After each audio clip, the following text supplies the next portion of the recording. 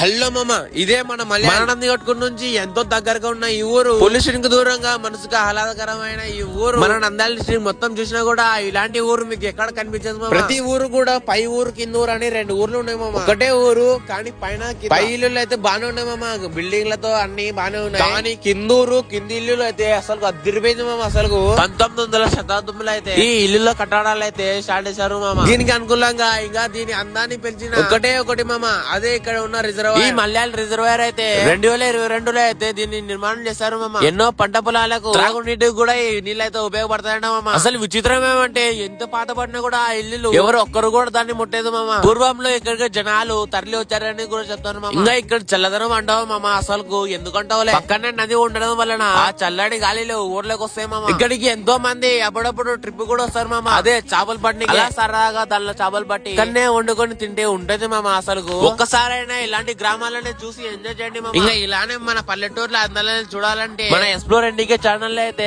Follow కొట్టుకోండి మామ.